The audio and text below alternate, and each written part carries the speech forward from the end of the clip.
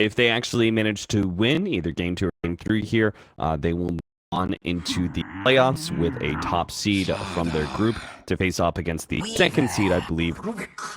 Jesus. All right. The draft kicking off rather quickly. Parker, we're going to have to get used to this, apparently. Navi going to go ahead and pick up the same one, too. Rubik Weaver. And Bears, they're going to open with the same hero, Slardar, and then follow up with the Vengeful Spirit. Okay. Teams are just adamant about these bans they want to use. I think Bears at least took something away from Secret that you want to ban this Magnus against Navi. Navi just play it so well around like certain melee carries, the Slark, the Juggernaut, that it seems teams just don't want to leave it in the pool. Luna is Luna, and yeah, the same picks coming out. Navi. The other big reason I think we're seeing some of the same picks is they're often choosing to play on that dire side, even over first pick. So 2 games in a row, we see Navi dire side with second pick, and it's same opening after same opening. 4 games in a row or something.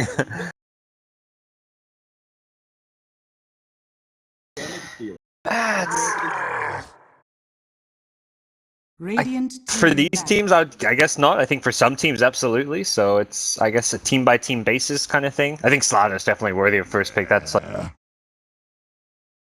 Navi's turn to ban.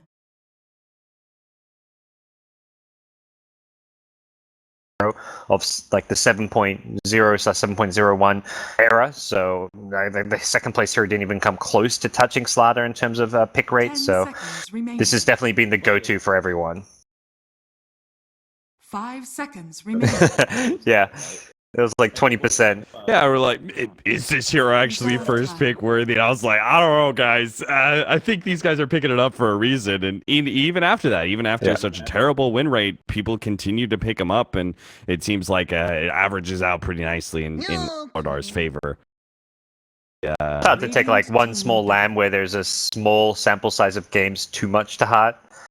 But yeah, I think the versatility is the biggest factor, right? That's what you said. Or offlane, the fact that I mean, it seems to just be very good in this meta where we're seeing you turn one, not even a successful team fight, but one successful pick-off transitions into a Roshan, and that's exactly what Slaughter does. As soon as he supports Slaughter, seems to always still get Blink around 15 to 18 minutes, and that's when you go for that smoke, get a pick-off, get Rosh. Any lineup with a Slaughter, take Rosh very effectively around that stage of the game typically, and thing that we're seeing just not teams are still, I guess, struggling to adjust to. I mean, there's only so much you can adjust to. Smoke ganks are smoke ganks. More often than not, they're going to find a pick off, and that's where teams are taking control of the game. Navi have a plan here? Are they going to pick SF for themselves? Are they going to risk Bears picking up third pick and try and counter it from there? I noticed that is a notable missing hero on the draft pool so far, when Bears do have Slardar and Vengeful. Yeah, that was the ban from game 1 that is no longer banned, but I think based on how that game 1 went with the Timbersaw, it's definitely earned itself a second stage ban. And then they take away the Shadow Fiend, so it kind of acts as that two-pronged attack where it's a ban as well as a pick for Navi that can be very effective in Dendy's hands. So, and it would have been a problem here. I think Bears with Shadow Fiend, we saw Fira play the other day, would have been fit perfectly with this Venge Slather. 10 seconds. Life Stealer. Navi's turn to pick.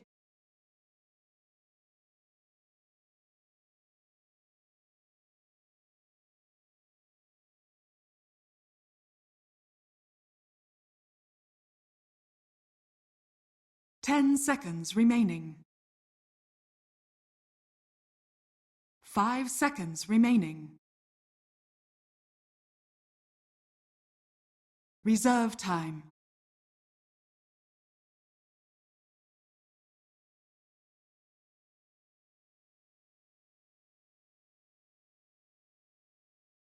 Yeah, I think their mid laner needs to be kind of a bit more of a playmaking here at that point, something a bit more flexible, but they won't know quite what that mid matchup's going to be. Again, Navi saving their last pick for Dendy. This has also been another recurring theme. We saw a 10th pick Tinker yesterday in one of their big wins against Secret. We saw them last game try and go for that last pick TA to turn things in their favor. So they are a team who try and use that 10th pick to give Dendy a good matchup, but it doesn't always necessarily work out for them. 5 seconds remaining. Reserve time.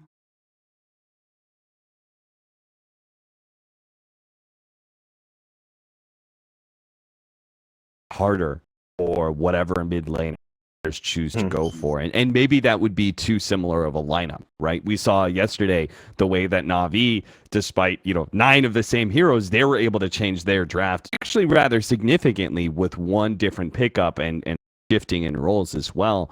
And were able to change their whole entire lineup to beat Secret's exact same 5. And that could be a problem.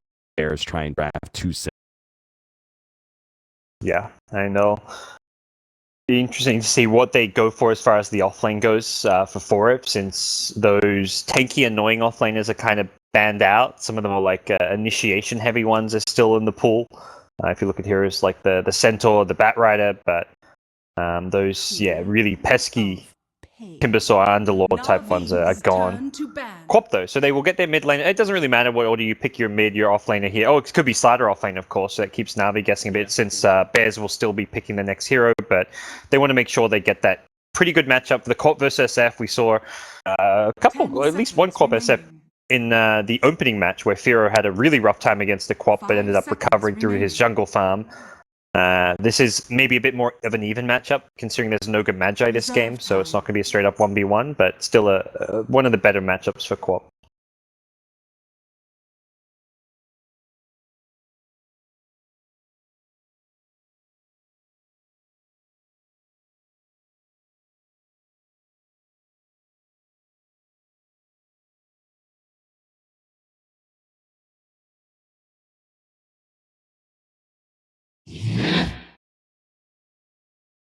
Radiant team ban. Something like a Dazzle or Radiant something. team What do you think, Bearson? I don't know about the Dazzle with the Venge, who could be like not the ideal support duo. They go Axe. Okay, so Navi, I guess a comfort turn hero to for pick. 4F.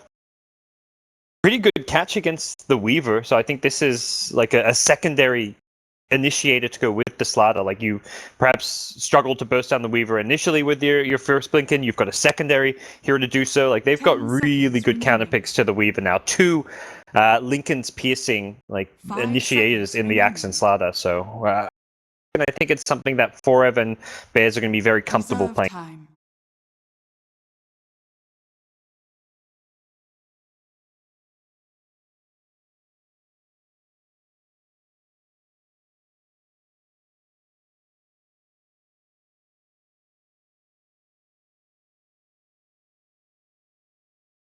Ten seconds remaining. Ursa Warrior. Ooh.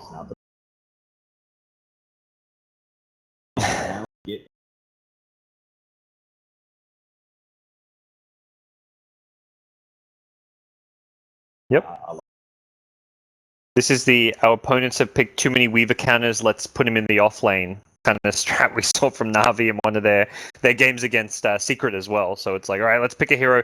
They've countered our Weaver, let's make sure we have a safe lane farmer that is going to function a bit better this game and also work well against the heroes that Bears have picked up. So I like the Ursa. The Ag Scepter this game against the Slider, this is probably one of the few heroes that actually completely straight up can deal with a Slider Life Stealer on his own. You get crushed, amped up, you just pop that Ags in Rage and you get out of there. So Ursa is definitely one of the better heroes to have against Slider Life Stealer.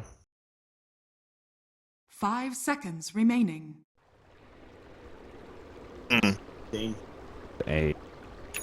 Your initiator. Obviously going to be a problem, but Navi have worked around this before, right? Yeah, they have. I think it was also like a problem. Like, it actually was a problem. Like, now that you bring it up, like that game where they ran general on the offlane Weaver was when they had the safe lane Venge, which is, I guess, kind of similar to maybe Ursa in terms of his initiation potential. He's a kind of hero where they were giving him some farm and they ended up transitioning him to this kind of awkward utility Venge, but not having like a clear initiator. Biver on the Rubik is playing the 5, often playing that 5 role, so not getting a lot of farm. You're not going to see blinks and force staffs on him at good times. Does limit their ways into these fights. So Pycat needs to really, to me in my mind, needs to snowball this game to be effective. If we're looking at an even game, I don't see Ursa fighting well into Bears because they're going to be going for those force staffs, kiting items, and trying to just play around the Earth. I mean, just naturally, they have some pretty good kite, right? They've got I mean, they've got Axe to maybe be able to stop Ursa's initiation. They've got the Painted Pain with the mobility, Slark with the mobility, and a little bit of kiting as well, and even the Vengeful Spirit to be able to pull a hero out of that danger zone, the swap. So I feel like Pycat, you're right, really does need to snowball, and if Bears start getting some of those basic mid-game items, he's going to have tougher and tougher a time. But they do have 2 other cores behind him that can act as damage dealers, which means they probably have better late game, even if they are lacking the initiation. Team fights are going to be a little bit messy, I think, later on to the game. It's going to be very hard for Navi to get clean jumps in, but they may have, just due to the nature of having 3 damage dealing cores, they may have better late game. Yeah, Dendi's going to be playing more like the farm priority carry in this game, even more so in that late game, because he's the hero that isn't going to get kited badly. Like, he can have that Hurricane Pike, he can have the BKB, and not have to worry quite as much, but we'll see if we even get to that point. If Navi can have a strong enough early game, perhaps they don't have to worry about the Ursa getting kited all too much. But for now, Shadow Fiend is getting bullied a bit by Yapzor, despite the Ogre's presence. This is may not be the most straightforward of lanes for Navi. What a weird world that Dota is right now. 2 supports both go mid, and they both completely ignore each other and run at the opposing mid hero and do their damage in the first couple of minute and a half or so, and then they're probably going to, I presume they're going to split up around 2.5 minutes, but we'll see. Yapzor is continuing to put the pressure on Dendi, forcing him to use. Dendi really struggled to get last hits that first couple of waves until Iron Man and him started timing some of those last hits together. Does get a little bit better at this point now with Yapzor just leaving the lane for even a split second. Got Dendi a couple of last hits, so he needs those early souls. If he can't get those early souls, like Iron Man can't leave until he's got at least like maybe 10 or so souls to play around against the Queen of Pain. Interesting choice. I kind of like it for Rev opting for level 2 Battle Hunger and against Pycat. He's trying to use it to hold back the creep wave while also kiting Pycat, making sure he doesn't have the move speed to build up those Fury swipes. General will drop it a little bit low underneath the tier 1 tower. Looks like he tried to get aggressive while the bugs were out. But I just wanted to talk about Forev and his choice to actually fully try and make this lane work against an Ursa Rubik. With disabling hero combined with the presence of Fury swipes. I feel like this is going to be either a great choice or one that turns into a lot of feeding. Yeah, this is where you typically expect to see like that Iron Talon, like I'm just going to go jungle and take the safe approach, but yeah, 4 of us, for now, at least getting some alright experience, couple CS here and there. He's got a side pull off. Using the neutrals until it's going to come in and be a little bit disruptive of that one. But yeah, I mean, on paper, this should be a lane where 4 really just gets nothing. But so far, so good. Oh, what? General actually picks it up. He saw the double damage earlier, but yeah. I did not imagine that. Oh God, it's happening. I hate that. Like you're like, I missed the bottom lane. Let's quickly switch my camera there and try and be like Detective Cap, try and figure out what happened. And then as you're trying to piece things together, what happened, you missed something elsewhere. I did the exact same thing, just it wasn't showing. There's gonna be so many T-Tours. Okay. I'm actually crying right now. Alright, so Dendi dies to Fada. Looks like the dual lane works out to the favor of Bears, but General, as a sole offlaner, thanks to a double damage rune, managed to kill Firo. What a big kill that is. Yeah. He was already fairly low, and that DD catching by surprise. They try and turn around in bottom, but he gets away from that early aggression. This offlane Weaver already proving very effective. Goes for the bottle build. Something speculated to be like one of the really popular items to get because of all the extra runes and the ability to constantly refill your bottle. But hasn't quite been as prominent, perhaps, as some people theory crafted. I think part of it is that offlaners actually spend a decent amount of time in lane, or at least most of them, and that boundary rune is just so far behind you almost don't want to leave for it. So it kind of turns out, I think you just need high mobility here. As General almost with the Shikuchi is able to catch up to Fada before he blinks and get the extra damage needed off after the raise, but not quite enough. He's here for runes, apparently. General's going to gobble all of them up. He gets an Invis rune. We'll see what he can do with this at level 4. Yeah. The other really tough point about getting bottle on offlaners is it's a big gold investment. Like every small bit of gold as an offlaner, you need to like use wisely. Like that boots as fast as possible, the stout shield, like all these small items make such a big difference for an offlaner that saving up 660 gold means you're getting way less out of the lane because you don't have those value items. Weaver doesn't need the boots though because you've got Shakuchi. So one of the few heroes that perhaps can go for this build. What an odd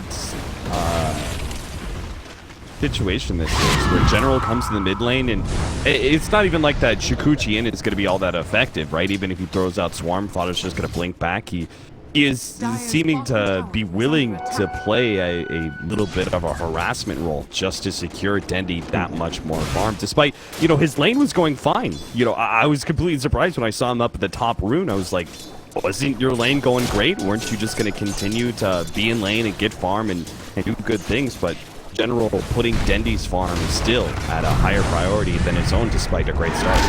Yeah, the initial move where they all like where Fatih gets really low makes sense. Ooh, top lane for Ev. Oh, he's gonna get too many Purity swipe stacks. End up going down. Brev finally goes down. We kind of expected it was gonna happen eventually. Yes, and he's how much? He's 4.5 boots, poor man shield. I don't know, I don't feel like he's getting enough farm and XP out of this lane to fully justify it. Ursa is still free farming completely, so... Absor gets him with the rotation from behind through the trees, nicely set up, and Forev may go down again here as RMN, his presence in lane may be noted, or lack of presence in... Yeah, they're actually going to ping him out. RMN is trying to wrap on Forev, and they're going to run. Yeah, Pyke had a bit low on HP and even mana as well, so... The TP in this may just be a fortunate death for RMN. Trying to make some plays happen up top, but his teammates just weren't quite in good fighting shape. Nice rotation. The TP from Adam secures another kill. Dendi's levels have really suffered. I mean, he's had so many heroes splitting with him in this mid lane. He's not even level 5 yet. We're 6.5 minutes in. Quap, meanwhile, has surpassed the level 6 point, so... Dendi, I imagine, may just fall back in this jungle, but with just level 2 raises, that's not exactly the easiest thing to do. We'll just triple raise a neutral camp to get that level 5.5, but it's just been a slow start for the Shadow Fiend.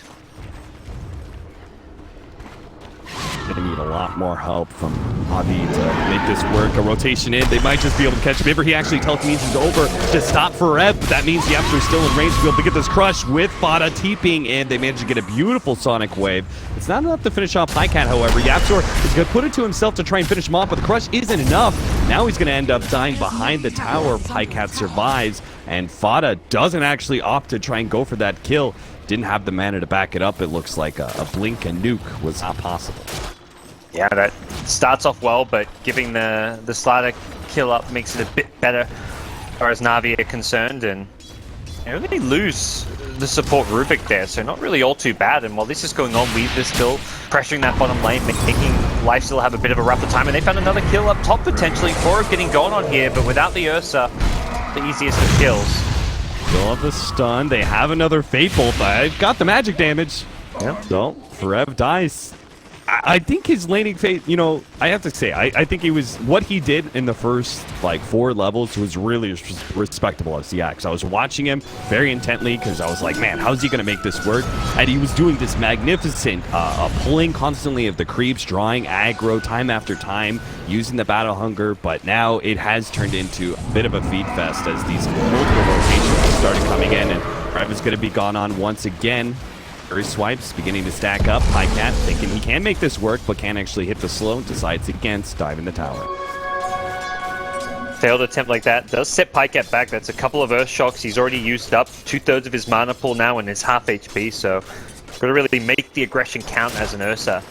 No easy shrine access, and Pycat will be somewhat hampered. So I mean, plays like that definitely that's where I feel like, okay, that's a good result for Forev, and he's level 6. He's actually able to start contesting this lane a bit better now, and he's going very aggressive with the battle hunger once more. 4-4, a slight lead for Navi right now, about 2,000 gold. I say slight, 2,000 gold is much too. A little bit of experience buff, despite Dendi having a rough laning phase. He has kind of recovered thanks in part to that double stack. Yeah, was it 7 minutes or something like that. Fana tries to pressure him some more, but RMN is in lane. Fada, not one to back down from 1v2, continues to harass the tanky ogre as best. Yapster's going to be able to come in for the side, hit the crush. They also have a follow-up magic missile. But again, RMN is not the hero you want to go for in these situations. They really wanted to catch Dendi with that wraparound, but failed to find him in time with General TPing in. They get a quick kill on the Adam. Get the quick kill, turn around. Dendi hopefully gets his level 7 now, and bro, yeah, the lane stage going very well for them. I think that was almost like a requirement of their draft, running the safe lane Ursa as a pseudo counter pick. The offlane Weaver is a hero that doesn't really want to play from behind. You're expecting your offlane Weaver to get more farm than like a enemy initiating type offlaner, because they're the hero that you're picking to get that mid-game blink and have an impact. Weaver's a hero you're picking to get some farm and not be starved for items as well as for experience. So the fact General's doing as well as he's doing is necessary for Navi. He's doing much better than I expected, like level 9 already. He's one of the highest levels in the game, but this is going to make sure that Navi have a better time helping Dendi get the space and room he needs to transition into that mid-game. Hero trying to get some damage done onto the tower, but General dang, all sure there's too much pressure. Dendi is actually going to turn that rotation that he made into the jungle and was clearing through some such into pressure onto the tier 1 tower rather early. Pycat with the early Helmet Dominator is going to help out. He takes the Radiant Siege Creep, and away they go. The first tower to be pressured. Don't think Bears... They're going to try and rotate their 2 supports and maybe have TPs after that. Fada's going to get the mid lane in position. A lot of damage done while he waits for Yapsors and Adam smoking. They're turned into more. Ursa has now rotated out, which means the Yapsor wants to be able to find the initiation here. Tries to come forward. Swap back. Adam unable to get a lock onto anybody but RMN. Bears only picking up the Ogre there. The Dire picking up that off-lane tower. Not really what they hoped for. Yep. Still. That looked very dangerous for Navi. I think Pycat misread what was going on. I think he assumed that Bears were not defending top. So he's like, alright, they're not defending. I'm just going to TP mid and try and deny this tower, or at least prevent it from going down. But he TPs at a time where Bears are trying to initiate. So Navi perhaps fortunate to only lose the 1 support there, as they managed to get the Shadow Fiend and the Ursa both out safely. That's thanks in large part to Bibber and his Dire's top tower is all under timed attack. as Yapsor tries to make his initiation. They're going to rotate from mid, like into the bottom lane, continuing to try and just bully these outer towers. They're actually going to smoke up with this rotation, but hesitate to say that they're going to be able to find anything. Fred has already hit his way into the trees. He died enough this game, it seems. Radiant's Not more bottom tower conservatively. is under attack. It's kind of interesting, the use of this SF, who traditionally would be spending a lot more time farming in the jungle. Pycat needs some help here. The TP rotations start occurring. Bears first that much. Meanwhile, General is harassing Forever a little bit inside the jungle. They're going to go back into the top lane. Bibber is still going to be the target here. Amplify damage. Short work of him with his required. RMN is still sitting on top of them. With the Invis, Dendi is going to be able to get a couple of raids, but the pop out there with the Invest, and that's a little bit of surprise to Dendi. Now, Pycat has to pop the Enrage out, but they're just going to kite him around until the Enrage fails, and they're going to be able to finish him off, or maybe not. RMN, nicely timed stun on the Yapsor just before the crush can go, so Bears. Dire's top tower is Bottom? under attack. Is Forev going to die? General's hunting him down. Forev's going to juke this one out somehow. And the trees, cut down a tree. General is still kind of on him. Shikuchi's through him. Finds Forev for a second. Forev, yeah, he's finally got to go. Nice kill. Axis was very close to his blink dagger, so killing him when he did is important for Navi. Slow down those blink timings. That's where the lifesteal, it doesn't have to wait for the support Slider to farm a blink this game. The core Axe is going to have one at a much better time. But the Bears that fight at top lane, getting the kill on Dendi, pans up very nicely for them. Navi not expecting the infested lifesteal. Mid lane, there is a blink from Bibble with the lift, but I don't think they've got the damage here. Very close, but realistically, Fata always had the HP to survive the combo and blink on out. Yeah, I think many people don't expect the tankiness of this Queen of Pain build. When you get this Shreds and you have it on Strength and you complete the Veil of Discord, you get a decent amount of stats out of it. Big Strength, 6 armor on top of that, then you have the big Strength Shred increase in HP as well, and you end up just being able to survive through almost anything. It's one of, I think, Queen of Pain's biggest power spikes is this level 10 area. And there's actually, I didn't realize co-op level 10 talent, there's a +5 strength which Fat has gone for. I don't know if most co-ops go for this. I feel like I don't think more they commonly do. see the damage. +5 strength sounds like pretty crap compared to some of the other talents in the game. I'm like, Yeah. is that really what you get? I mean, for the playstyle, like survivability, like we often see a lot of in the pro scene, like often players will lean towards more the plus HP talents, even when the other one sounds like, oh, you do damage. Like more often than not, when you're playing as a 5-man unit, damage isn't the issue. It's just staying alive. General continues to be quite the nuisance here in this bottom lane. Has almost Lincoln's being built up as he's about to finish up that ultimate orb. Being claiming tower here. Looks like that's on playing tower. Going down. Fred's going to be able to sneak off his blink dagger off of that. Whoa! That wasn't the call. Maybe it's a good thing he didn't go, though, because Pycat is also here inside the jungle. He actually blinks away from Pycat. They're still going to try and hunt down Yapster, though. Tries to go for the TP out. They don't have a telekinesis, so no stun available. Yapster clean escape. That could have been disastrous for Bears. Their first blink dagger reveal of the axe could have actually gone completely awry if he did actually get that call. He might have just been gobbled up by Pycat. That's some good news, and this is where Navi want to get aggressive. They've got this Aegis. They found Adam now, who's on a bit of a warding mission, but pays for that with his life for it. Oh no, another missed call for Rev. He hoped to be able to catch Pycat and then to be able to burst him down with the Infest combination. He now pops out now to force Navi back away from Forev, but off game for our off laner of Bears, it seems.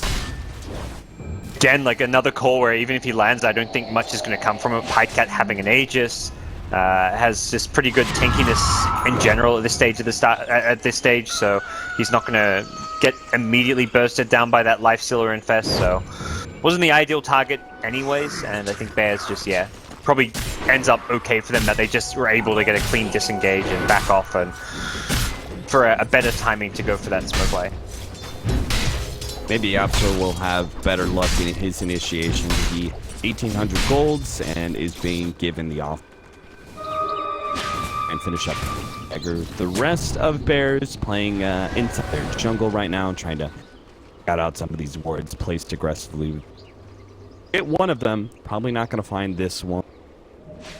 Actually going to go for Fada here. I think they were hoping Fada would blink to the left-hand side and maybe a cat could do it. Blinking forward, hitting that slow, but no such luck.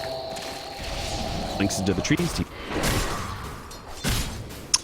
One of the downsides for Navi right now is they don't have the best building siege. Perhaps with a couple more items on SF and Weaver, that they'll be able to make up for that, but it will be a Linken's first. Weaver going for the more defensive build, Dendy wanting stats and HP as well.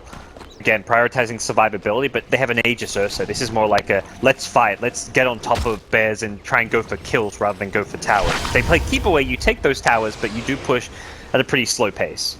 Good news is this mid-tier one is pretty low though, so.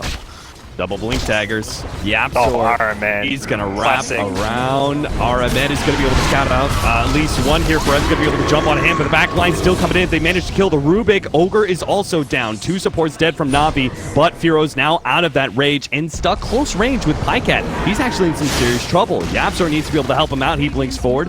A denied tower from Fada in the middle of this engagement. Firo will manage to get away from Pycat there. So an offlaner in exchange for the 2 supports. I thought that engagement was going to go so much better for Bears, watching Yapster and Firo wrap around the backside. But Navi, God, tell me what happened to their side. They got real aggressive. I mean, again, it was like the classic Iron Man play. He's hiding in some trees, positioned to scout out the smoke gang, and had the lane observer ward, but Navi were so fast, they immediately dropped the sentry, de-warded it, and then he blinked. Like, he didn't even have any vision of the Ogre. He just guessed where Iron Man was. Like, you know that ward there in your smoke pole? Like, okay, they're hiding in these trees, waiting to pop that smoke and trying to abuse their vision advantage. So it was a really heads-up play coming in from Forev on the axe. He made up for some of his earlier missed calls and puts him in a nice spot. Potential follow-up kill on Pycat. His Aegis still up for another 20-30 seconds, so not really the ideal timing to go for the kill, but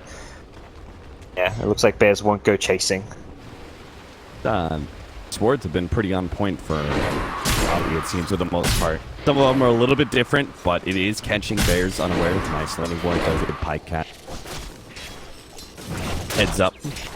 rotation. They're going to go back to mid here. Very rapid. They see naturally Bears are going to fall back after a misgank like that. So Navi think it's their time to get aggressive, especially with the Aegis expiring. Bears may not expect this one. Oh, pops. River sees Adam. That'll be their victim. I don't think they're going to be able to make much more of it, though. Forev actually TPs into the shrine, prepared to fight if Navi continued to go for the high ground. Doesn't look like that's something they are able to approach at this stage. Navi did have General kind of aggressively in the jungle, more so for the scouting reasons than anything else. Oh, Courier. Bartha says hello. It's away with that one and complete his Orchid now, so tougher for the Ursa to rely on the Enrage, and even when he gets at Aghanim Scepter, if he gets Orchided up, he will be getting blown up by this Queen of Pain.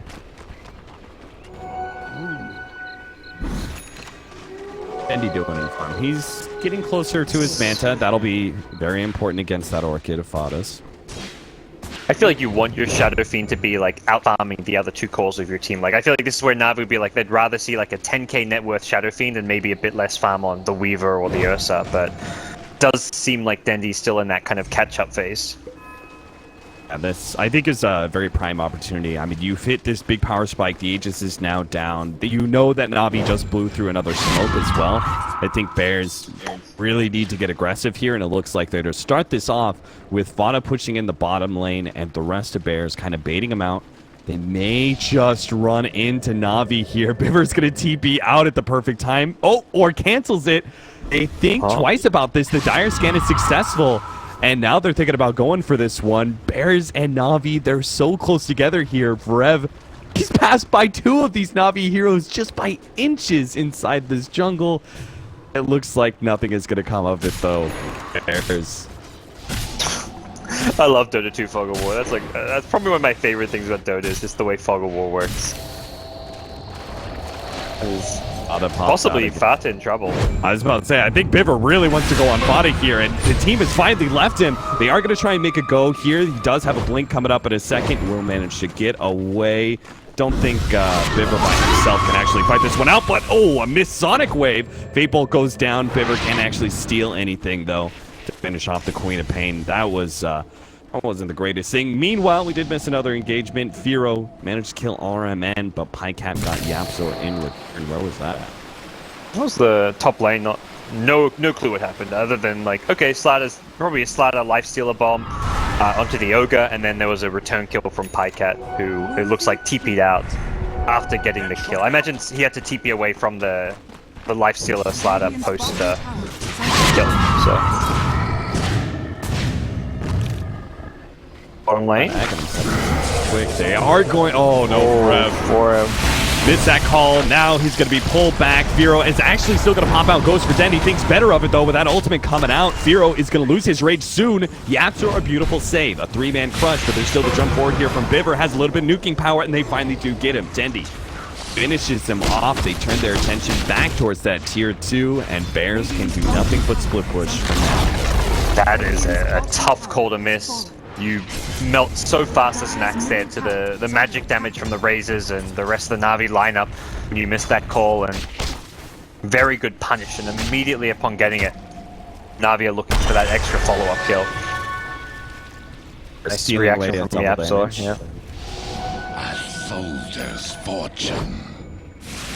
Adam maybe going to be the one getting, well, just managed to elude General's vision, it looks like. General wants to finish up his play, and I think he has it. Off of those last couple of fights, Navi pull a bit further ahead. It's like this 6,000-ish net worth lead. In my mind, like, even though they've got this 3-core lineup, I feel like they need to be playing from ahead. Like, I don't actually think their late game's necessarily better just because of the initiation advantage coming in from Bears. Like, having the Axe and the Slatter in the late game, to me, is a bigger deal than, like, having a Weaver, like, pseudo carry, because I think Navi's very single target focus, and that's going to start to become an issue for them the longer this game goes. Tendency to agree here. The fresh Roshan is up. Both teams are probably going to be fighting around that as possible. Javier heavily pushing in bottom, see if they can force some rotations, and they do scout out that Roshan is up, so if they can actually force a couple of heroes down to the bottom lane, it may give them better opportunity. Maybe not to do Roshan, but maybe even just set up, get some nice vision around the pit, because that's what they're missing right now. Bears, meanwhile, they have it in spades. They've got this ward actually in the ancient camp. They've got also a mid ward around the Roshan area as well. They're all smoked up, ready to go. They're going to go for a full 5-man smoke entrance into the jungle. If the Slaughter Lifestealer can lead things off, get a quick kill on a core, and turn more. Again, the side lane split push threat is there, and Navi are grouping up as if they're ready to fight this one, though. Jesus, General just TPing straight onto that shrine like that. I think Navi are actually scared they're in Roche. Navi's like, are they in Roche? They only just recently sent that Kobold into there to scout, so there was a good period of time where they were playing a bit blind and worried about that Roche to TP in and go for a smoke of their own. Now it's Navi's turn to smoke and push out, and the YapzOr is in a position to actually kill some of the smoke. He can still get out too. They managed to get the ward down, but almost getting the fire blast. That would have been big if RMN and his quick reactions could have stopped that escape from the YapzOr, but now Pycat is actually inside the pit, soloing it up. The amplified damage corrosive haze actually stolen by the Rubik. This gets really easy for Navi. Holy crap. Some of those right clicks felt like they were doing like 10% of Roche's HP towards the end there. That is one of the faster Roches I've seen. It honestly feels like Roche is getting easier and easier to kill, despite it get buffed in the latest patches, at least as far as like how hard to kill it's meant to be. I don't know. And you know, Roche just seems squishier all the time. If it wasn't for all the TPs out and smokes and everything that happens in the the minute 0 area, first level 0, level 1 Roach, very easy. Swap back. All right, a little bit of Manta. We're good. Dandy's okay. He also had a haste rune in his pocket, so no problems there. Yeah, we were doing the other way the other day. Level 1 Roach is pretty easy too. Yes. Like Roach needs some big boy buffs. Needs a lot more. Yeah, because at some point it was like, oh, let's give him some more armor so you don't just kill him with all these minus armor strats so easily, but teams just started picking more minus armor, and now they've made it so that spells damage suddenly has become more effective against Roche, so we're seeing even these magic damage heroes help against Roche, but even so, as it stands, Navi with Aegis can force the high ground push at top, something they're very likely to do just to make sure that Bears come back to defend, and Pycat's already blinking up there to get vision, sees no one, and that means they can get some free hits before Bears even get back. Yeah, I think they saw that tier 1 tower still hadn't dropped yet, and they're ready to go for the high ground. General is going to be called up here. Crushed as well. Pop out. Maybe they can burst him. Yeah, they got him. Fada, actually, with the ultimate, is able to finish him off. Now the ultimate goes down from Dandy. That's going to be scare back some of Bears, but they have the shrine to work back. They're still full HP and a decent amount of mana as well. Looks like they still managed to get the Slardar at the very back lines. How the hell did he do that? I saw him like try and chase him down with a right click, but how did he actually end Must up have been killing him? Manta illusions or something. Yeah, that was crazy. I saw him get down like 20 HP and then just went back to the main fight because it looked like he was going to just live and get back to base. So I'm not sure what ended up chasing him down to kill him off.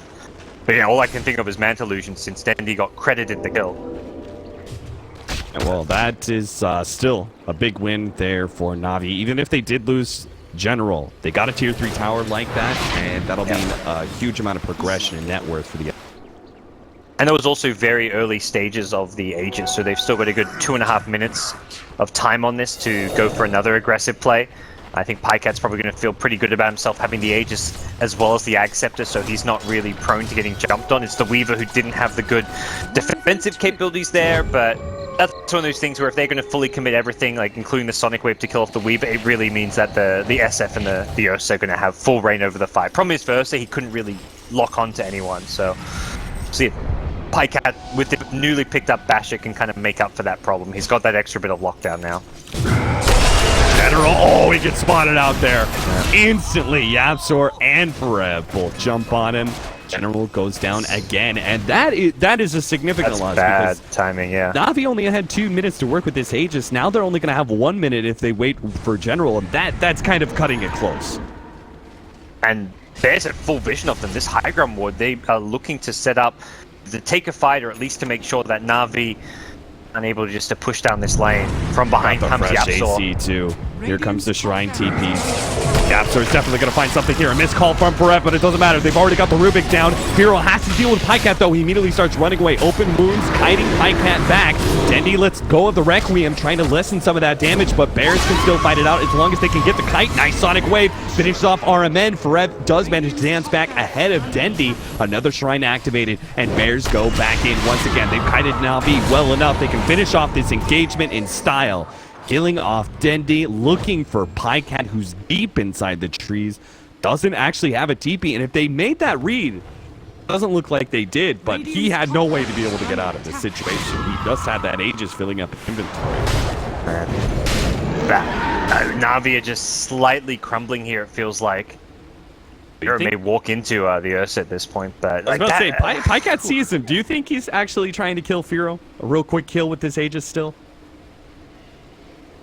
Yeah, he sees the other heroes defending base. Yeah, you may as well quickly go for it, and I guess without the TP, it means you can't just panic TP out if things start going bad for you, and the AC has some survivability, but all it's going to take is potential a single bash, and you've got this skill.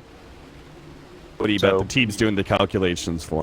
All right, they TP at least one hero onto the Shrine. They're all, pretty far deep into the base. You've got all these Fury swipes. He's got the one single overpower, but yeah, six quick right clicks with an enrage. Close. I think definitely. If he hits the Earth Shock, I think he's. Yeah, that's actually going to be the big thing. Getting that Earth Shock damage for that extra little bit to tick it over. Oh, he doesn't have rage on Lifestealer, so. Oh yeah, no rage means this is guaranteed kill, really. You can won't quite get a second to shook off if he needs that extra time. Fata's got no mana to help out anyway, so Fata's out of the picture. Yeah, I mean, more importantly for Navi is this last couple minutes has been disastrous for them. That first high ground when they got the tier 3 was fine, but everything that happened after that on their second go with the Aegis, the Weaver getting tracked at mid lane and getting picked off, and then everything that happened underneath the Observer Ward there. It was one of those scenarios where they got the Sentry Ward there, but it was like, as soon as they saw the Observer Ward, they probably knew oh crap, we're in trouble. They're about to jump on us, and that's exactly what happened with the Slaughter. First getting the Rubik, you take that Lift and Spell Steal out of the picture. Sevenosa just their Rec Room's being thrown, he's right-clicking people here and there, but there's enough survivability across the Bez side of things with the AC, and just in general, most of these heroes are pretty tanky. Quap has Veil, Blade Mail, and a Soul Booster, so more than enough survivability for the Queen of Pain. There's no easy kills for Dendi in these fights. The easiest one is the Slaughter, but that Slaughter sprints away. He couldn't really stay on top of the Slaughter without a Lift or an Ogre stun, but the two supports instantly melt.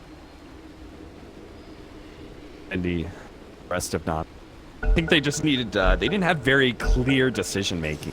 They needed to immediately back out as soon as they flushed General, but I can't not go for the clap just yet. Waits a little bit, now goes for it. Slowed down by the open wounds. The Enrage is going to take that one off, gets the bash necessary to finish off that kill. The TP does come in from Pereb, slowing down Pycat. Now the rest of the TPs are going to be able to follow that one up. Pycat is going to lose his Aegis.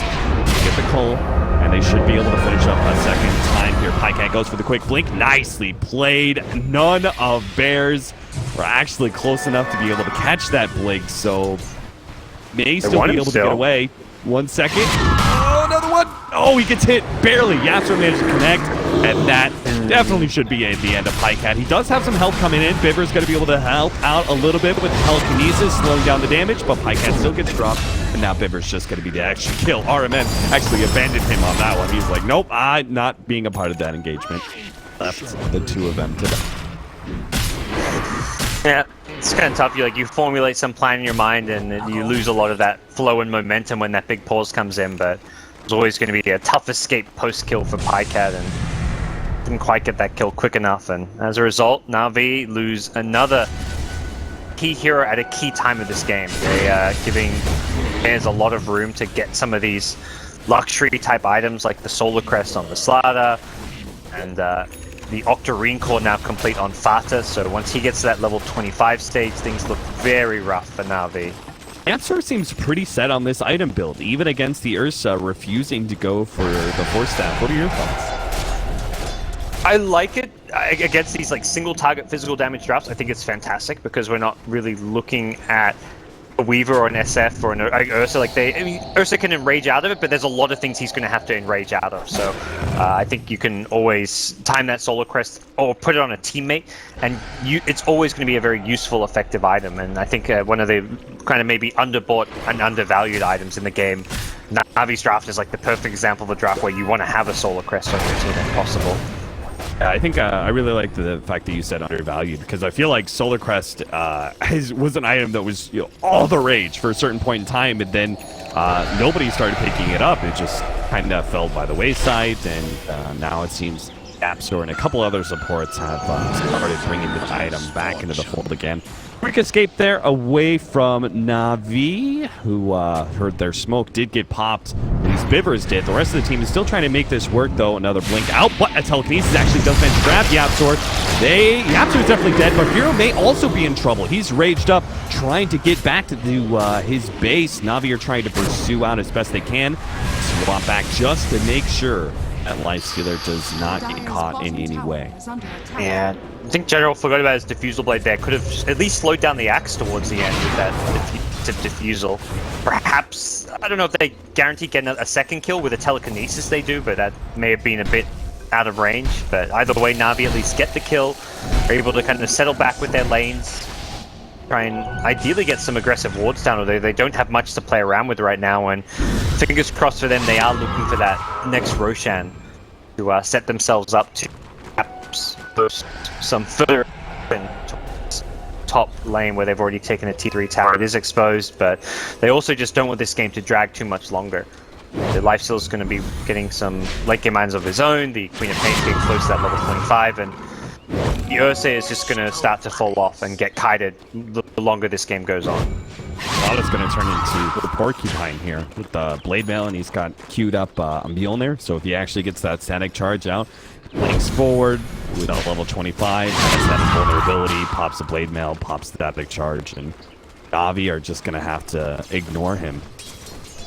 Entirety of that Blade Mail. It's going to get pretty rough for Navi here. They'll have some upgrades coming in, some pretty decent ones. They have the Manta coming in for General. Looks like AC is the next choice for Dandy.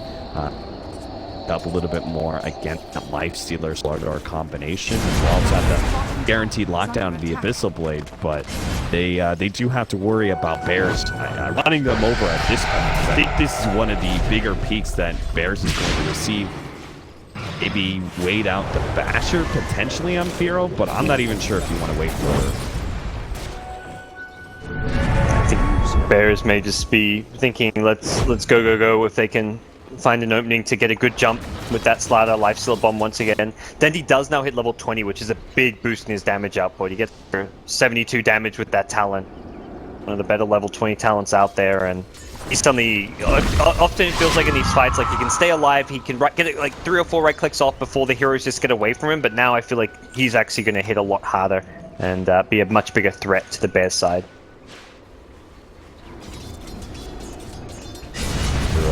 Successful Scandinavian, but I don't think that's actually going to tell them too much. They know Roshan could be coming in sometime soon. They have to fear that Navi are doing it right now. They're going to go for the smoke, see if they can intercept this Roshan, but it's not even up. They may still run into Navi, though. Navi are playing around the high ground areas of Roche, the Radiant Shine, trying to play on the Dire jungle side as well.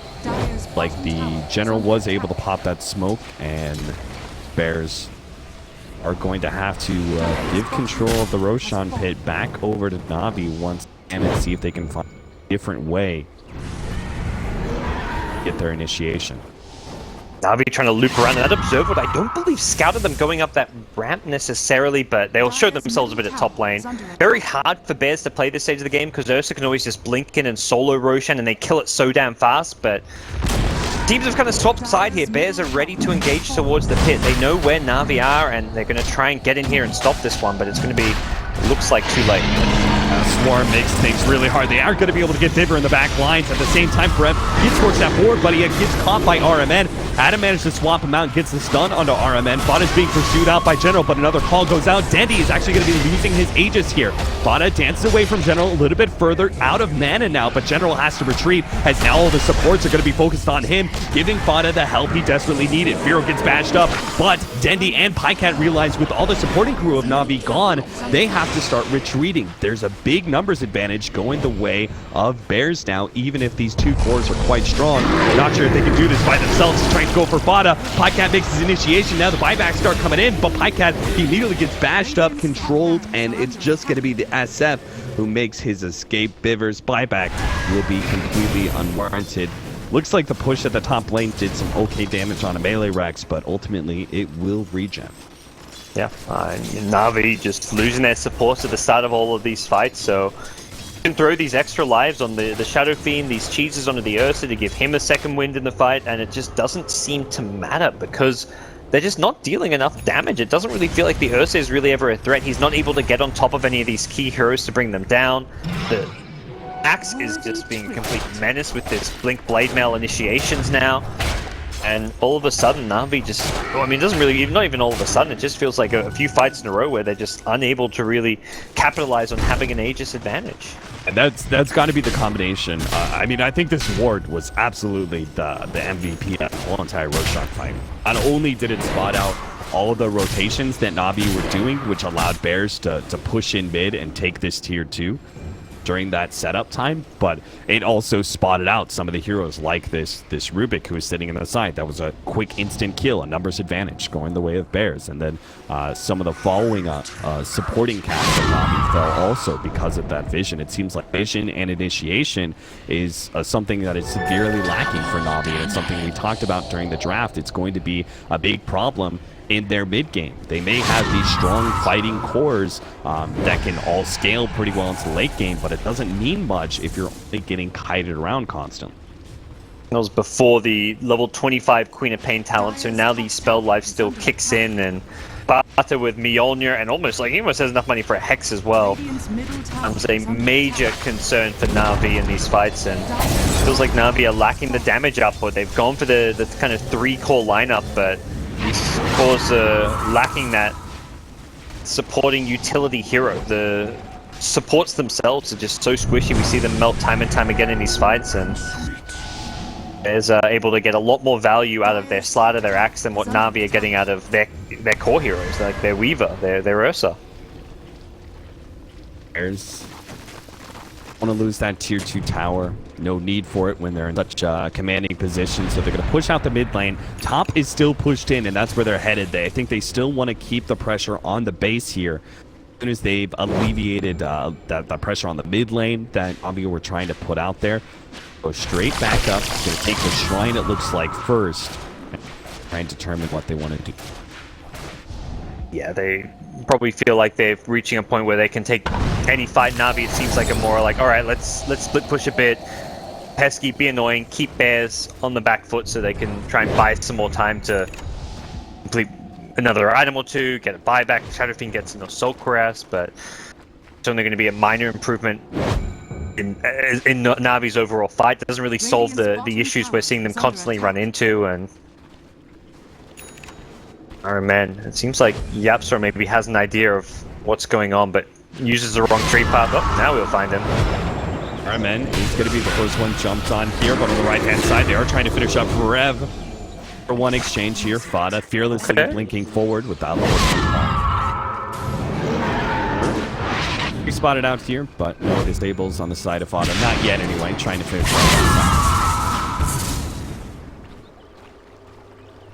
They lose an Axe for a support Ogre, and they're still blinking forward, trying to charge and take fights to Navi.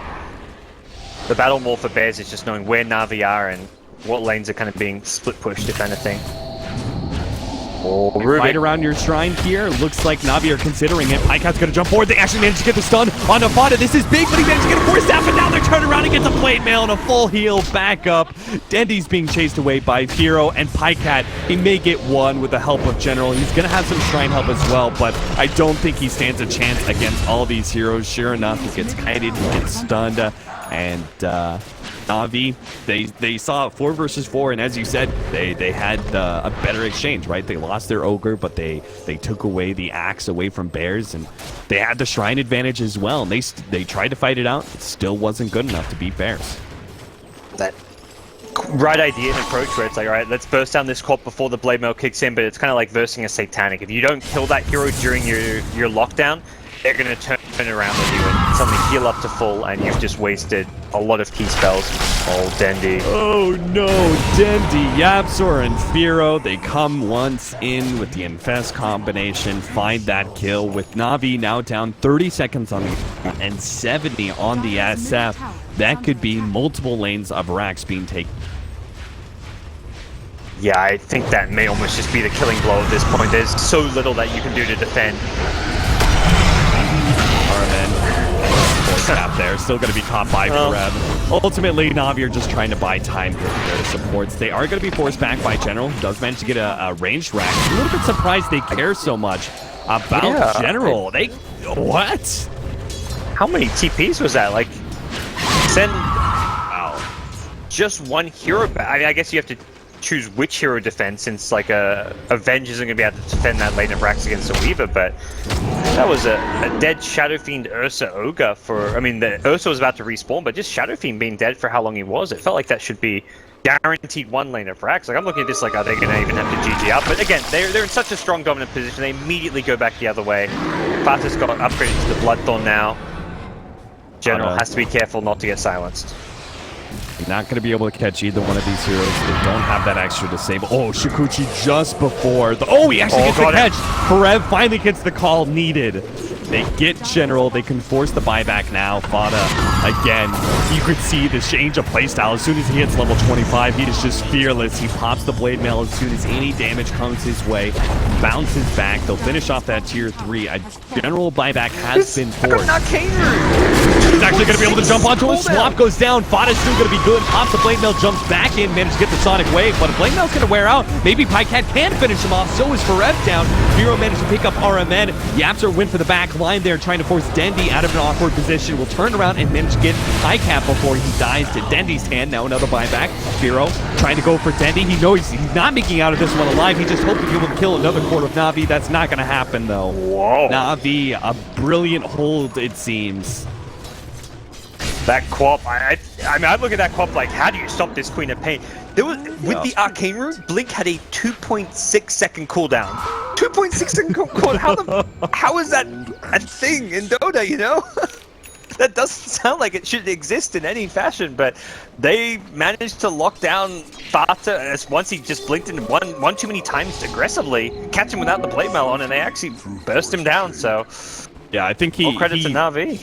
I think that was Fata made some major error there because he got swap saved, but I think he still had he was still spamming Blade Mail. So he popped the Blade Mail as soon as he's no longer stunned, but he's swapped out to safety. And then he decides, well, my Blade Mail's up, I'm gonna blink back in. But then the Blade Mail, he only had half the duration. He gets the Sonic Wave off, but Pycat's like, oh, Blade Mail's down now. Well, I'll just take this kill.